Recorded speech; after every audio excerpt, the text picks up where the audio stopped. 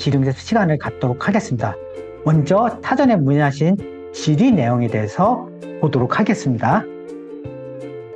국가별 비자 신청 정보와 초기 정착 정보는 어디서 확인할 수 있나요? 당연히 저희 인포센터 홈페이지 국가 및 지역별 정보에서 비자 신청, 안전, 초기 정착, 취업 정보 확인이 가능합니다. 다만 신청 정보가 예고 없이 변경될 수 있기 때문에 인포센터를 참고하되 최종 확인은 비자 신청하는 외국 대사관 홈페이지나 이민성에서 반드시 확인해 주시길 바라겠습니다. 그리고 인포센터 카페로 오시면 월프렌즈 꿀팁 정보라든지 해외 통신원 게시판을 통해서 실제적인 정보도 보실 수 있고 저희 유튜브 채널에서 유경험자 발표 영상도 보실 수가 있습니다.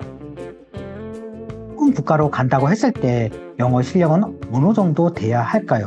신청할 때 일본을 제외하고는 어학 성적표를 요구한 곳은 없습니다. 언어를 못한다 하더라도 비자 신청은 하실 수가 있습니다. 또 일본도 마찬가지예요. 언어 실력이 낮다고 해서 무조건 비자 신청을 못하는 것도 아니고 증거만 제출한다면 비자를 받을 수 있거든요.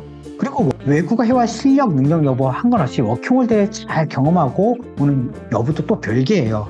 그러나 현지에서 초기 정착할 때 말이 안 되고 듣는 것이 안 된다면 정착하는 게 쉬울까요? 아니라는 거예요. 그렇기 때문에 회화 실력을 키우고 가는 것을 권장을 드립니다. 언어를 미리 많이 배워두지 않고 그 나라에 가서 해도 되나요? 그렇게 하시는 분들도 있어요. 만약에 어학연수를 할 경우 800만에서 1000만 원 정도 초기 정착 장비를 갖고 와서 하는 경우도 있지만 현지에서 배운다 쉽지가 않아요.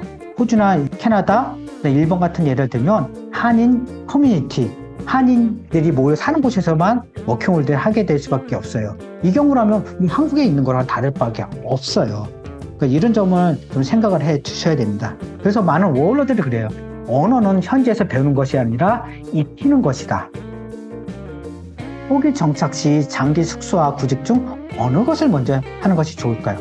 도시가 작으면 문제가 되지 않지만 시드니나 멜번, 토론토, 런던, 도쿄 같은 경우는 힘들겠죠. 숙소를 구할 경우 교통 편의성을 생각해서 1시간, 2시간 내외 자리로 직장을 구하기 때문에 일자리를 구하는 폭이 좀 좁아질 수가 있어요. 그럼 일자리를 먼저 구하게 될 경우 근데 그 직장이 다운타운과 멀 경우 마트 등 생활 편의성이 떨어질 수가 있어요. 이런 점을 고려해야 돼요. 그리고 숙소와 일자리를 구할 때 치안이 안전한지, 마트, 은행 등 생활 편의성이 좋은지, 버스, 트램, 지하철 등 교통 다양성이 좋은지, 한 달 생활비 등도 고려해 주셔야 됩니다. 취업 경로는 어떻게 되나요? 현지 구직 사이트, 한인 커뮤니티, 구인 구직 잡지 등에서 직장을 찾아서 온라인, 이메일로 지원하거나 업체를 방문해서 이력서를 제출해요. 또 어떤 분들은 구글 맵에서 다운타운에 내가 원하는 카페를 검색해서 해당 카페를 방문해서 이력서를 제출하기도 하고 마지막으로 잡 에이전시를 통해서 비용을 지불하고 업체를 소개받기도 해요. 워킹 홀리데이로 가서 구직하는 업종은 주로 무엇인가요? 가시는 워홀러분들이 전문적인 능력을 갖추고 가는 경우가 드물어요. 그리고 1년 일한 제한된 체류 기간 때문에 주로 카페, 식당, 마트, 상점, 배달, 호텔, 리조트 등 서비스 업종에서 일하는 경우가 많아요. 왜냐? 비즈니스 회화가 아닌 일상생활 정도만 되더라도 일을 구할 수 있기 때문이에요. 그리고 예외적으로 호주, 뉴질랜드는 농장, 공장, 건설, 광산 등에서도 일을 하기도 해요. 그래서 근무 분야 경험이 없더라도 다소 시간이 걸리지만 일을 구할 수가 있어요. 워킹 홀리데이 외에 이민 또는 해외 취업 정보를 받을 수 있는 곳이 있는지 궁금합니다.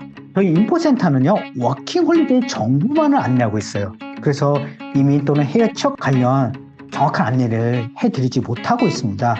이런 정보들은요, 한국산업인력공단 월드잡 플러스, 쿠트라 해치 투게더 카페 또는 기타 전문 분야별 해외 취업 카페 등은 개별적으로 찾아보셔야 될 것입니다. 워킹 홀리데이 이후 해외 취업을 위해서 반드시 필요한 게 있다면 뭐가 있을까요? 워킹 홀리데이를 이 해외 취업이나 이민 때문에 먼저 가시는 분들이 있어요. 해외에서 살아볼까? 그럼 한국에서부터 내가 워킹 홀리데이 끝나고 해외 취업 관련 그런 것들을 알아보셔야 돼요. 왜냐면 우리나라 자격증이 해당 국가에서 통한다는 보장이 없고 직종별 취업 신청 자격 조건이 다르고 국가별로 이민이라든지 임자 취업 정책이 수시로 바뀌어요. 여러분들이 워킹홀리데이 가시기 전에 한국에서 해외 유학 이민 박람회라든지 이런 데 가셔서 먼저 정보를 사전에 알아보시고 워킹홀리데이를 가서 이런 것들을 준비할지를 먼저 해 주셔야 됩니다. 급여는 어느 정도 받을 수 있을까요? 일반적으로 현지 최저임금에 준한 급여를 받게 될 거예요. 그리고 경력이 쌓이면 직종별로 다르겠지만 최저임금 이상의 급여를 받을 수가 있어요. 그리고 월로 개개인의 월 지출 비용에 따라 주 20시간에서 40시간 또는 1개 또는 2, 3개 직장에서 근무를 하는 경우가 많아요. 대부분 국가가 좀 다르지만 주 25시간만 근무를 하게 되면 여유는 모으기 힘들지만 최소 생활비나 방세 정도는 충당할 수 있구나, 이렇게 생각하시면 되겠습니다. 인종차별이 심하지 않나요? 우리나라랑 워킹홀리데이 협정을 체결한 국가는 대부분 치안이 안전해요. 그렇다고 모든 국가가 인종차별, 언어차별, 괴롭힘이 아예 없다고 말씀을 드리지 못합니다. 그러나 그 국가도 인종차별이 옳지 않다는 것을 인식하는 경우도 많아요. 그래서 너무 염려하지 않으셔도 될 것이라 생각이 듭니다. 그리고 인종차별이라든지 괴롭힘 이런 것들이 있으면 응사자에게 밝혀 주의를 주거나 이것이 부담스럽다면 직장 내 상사에게 도움을 요청하는 것이 좋습니다. 감사합니다.